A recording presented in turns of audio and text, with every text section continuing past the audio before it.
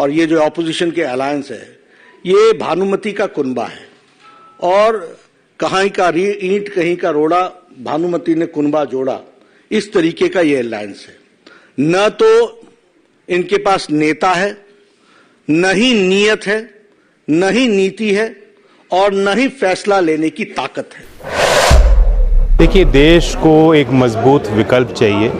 आज हम लोग विपक्ष में हैं, लेकिन जो विपक्षी पार्टी है उसमें इतने अनुभवी नेता हैं। अगर आज हम तय करें, साथ मिलकर काम करें, जनता के मुद्दों को साथ लेकर चलें, जनता के बीच जाएं, संघर्ष करें, कोई कारण नहीं है कि 2024 में एक पलटी मिलेगी और एक अच्छी सरकार जो जन सहयोगी कार्य करे, संविधान को माने, देश के सबसे गरीब और कमज़ोर वर्गों को मुख्यधारा में लाने के लिए काम करे।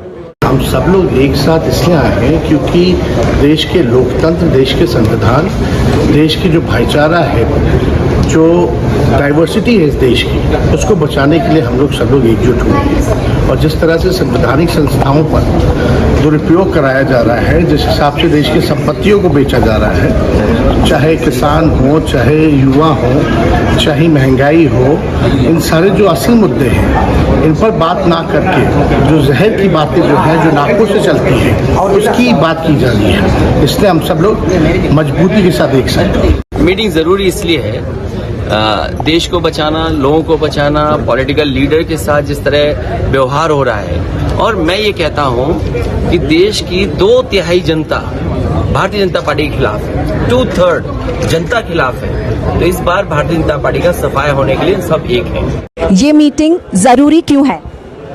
जरूरी है देश के लिए, देश को बचाना है, डेमोक्रेसी को, इसलिए हर हालत में देश के किसान, मजदूर, नौजवान, माइनॉरिटी सबकी रक्षा करना है। नरेंद्र मोदी के शासन में बिल्कुल समूचा समाप्त हो चुका है। जो इस वक्त मुल्क के हालात हैं, जिस तरह हमारे कॉन्स्टिट्यूशन को उसके साथ खिलवाड़ हो रहा, हमारी डेमोक्रेसी के साथ खिलवाड़ हो रहा, हमारी डाइवर्सिटी जो हमारे मुल्क की ताकत है, जो गांधी के मुल्क की ताकत है, सबको मलियामेट किया जा रहा है। इसलिए सब पार्टीज को इकट्ठा होके the idea of India has to be saved. This meeting is a continuation of the process that was started in Patna a few weeks ago. I think it's important that we put up a united stand against everything that is going wrong in this country, particularly the way in which the Constitution is being eroded, the way in which the secular fabric of this country is being undermined, and all sensible parties need to come together and unite in opposition to this. I think this is a good meeting, this is a fruitful meeting, and it's a constructive decision to be taken. All the agenda is very fruitful.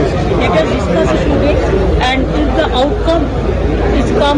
outcome today what we discussed, after that the outcome may be the good for the people of this country. I think it is important because Mr. Narendra Modi got a chance to rule the country for the last 10 years, and he has made a complete mess of almost every sector in the country. He has created so much of hatred amongst the people. The economy is in shambles. There is so much of inflation. There is so much of unemployment in all sectors. So now I think it's a time that people of this country want to get rid of him. So everyone needs to come together and